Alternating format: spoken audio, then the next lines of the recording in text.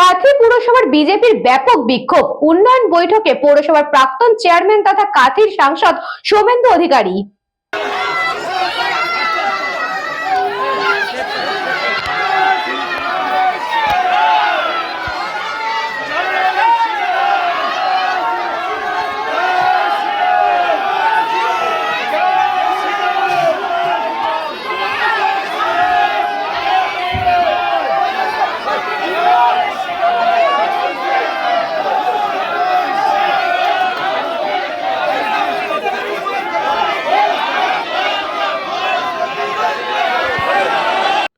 কাঁথি পুরসভায় সোমবার দুপুরে বিজেপির পক্ষ থেকে তুমুল বিক্ষোভ দেখানো হয়। বিজেপির অভিযোগ, পুরসভার দীর্ঘদিন ধরে প্রয়োজনীয় পরিষেবা থেকে বঞ্চিত হচ্ছে।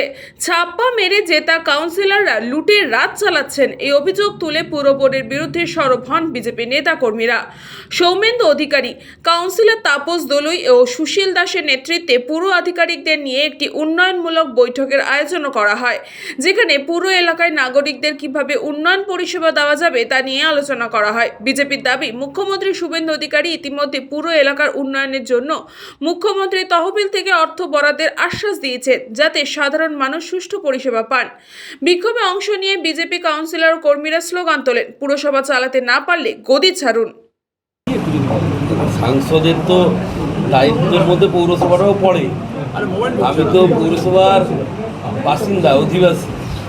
এখানকার নাগরিক পরিষেবা বিঘ্নিত হচ্ছে। নির্বাচনের আগে থেকে শুধু নয়,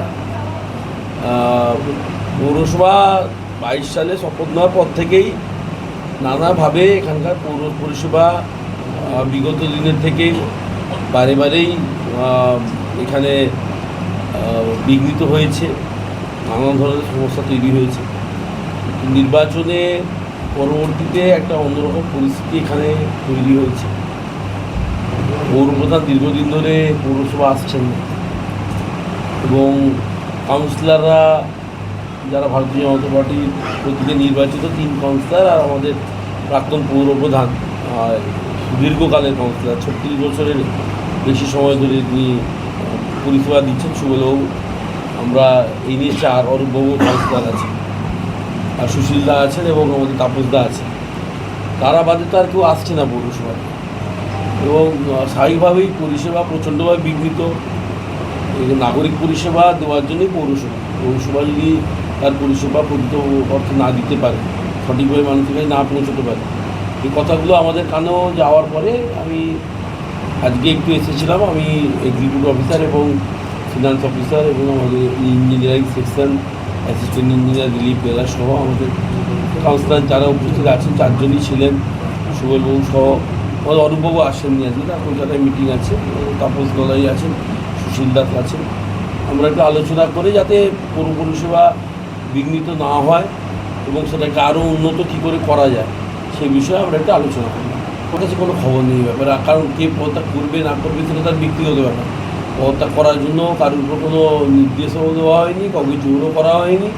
দেখুন, 2022 সালের নির্বাচন আপনারা সকলে জানেন, 27 ফেব্রুয়ারি হয়েছিল, এবং সেখানে 2-3টি ওয়ার্ড বাদ দিলে বাকি সবগুলো ওয়ার্ডেই ভোট লুট করা হয়েছিল, না হলে ভোট লুট করার চেষ্টা করা হয়েছিল। একমাত্র আটকাতে পেরেছিলাম আমরা 18 নম্বর ওয়ার্ডে। 17 নম্বর ওয়ার্ডেও ছাপ্পা দিয়েছি প্রচুর পরিমাণে।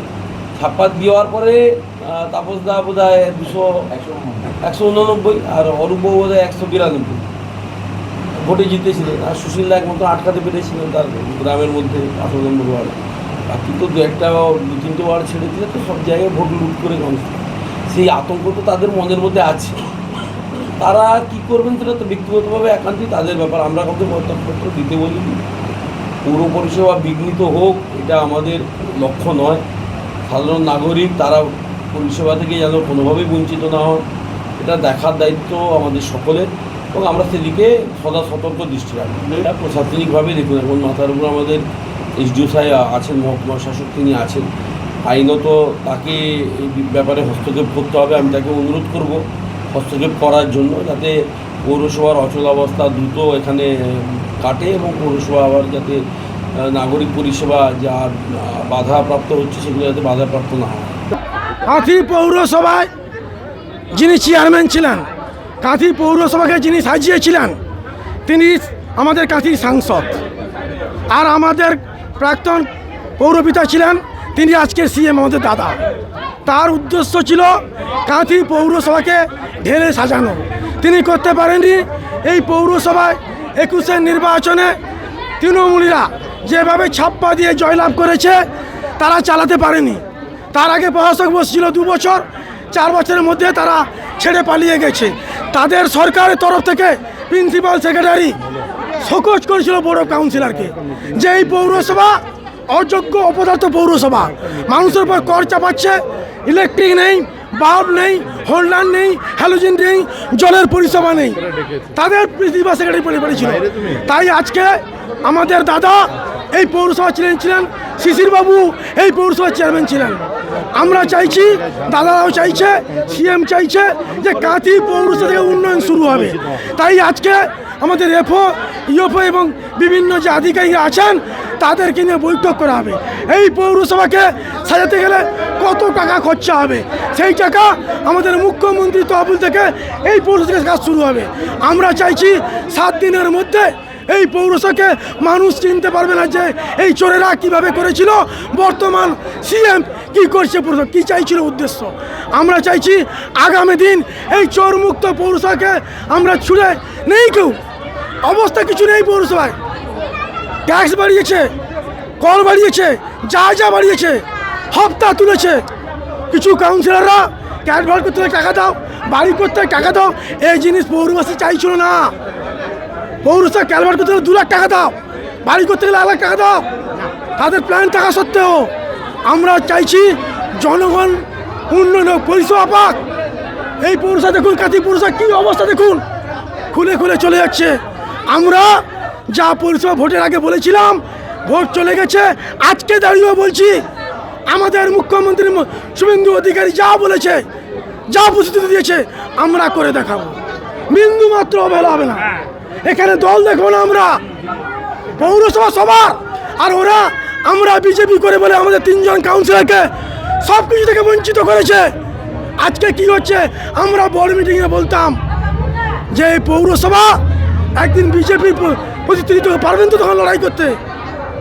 আমরা সেই জিনিস করব না। আমরা কাঁথিবাসী, নগরবাসী যেন পরিষেবা পায় সকল মানুষ, তাদের ভাবে তো আমাদের মানুষ ভোট দিয়ে শেষ হয়ে গেছে, দায়িত্ব আমাদের দিয়ে গেছে, সেই দায়িত্ব আমরা পালন করব। Bureau report, news Banga time. St. Augustine's Day School, Barakpur. Success for every child. Admission open 2026 to 2027. Contact number 9007934555. JM jewellers Ichapur Anandamath. আমাদের মেকিং চার্জ 3%। আমাদের লাইভ দেখুন JM জুয়েলার্স ফেসবুক পেজে প্রতিদিন রাত 7:35 আমাদের ভিডিও শেয়ার করলে পেয়ে যাবেন সোনার নাকছাবি একদম ফ্রিতে। ঠিকানা ইছাপুর আনন্দমঠ, উত্তর 24 পরগনা। যোগাযোগ 7439131404। আমাদের অনলাইন ডেলিভারির ব্যবস্থা আছে। Dolphin school of hotel management MAKAUT অনুমোদিত ও নিজস্ব ম্যান পাওয়ার লাইসেন্স দ্বারা সকল ছাত্রছাত্রীদের ভবিষ্যৎ গড়ার সেরা ঠিকানা dolphin school of hotel management.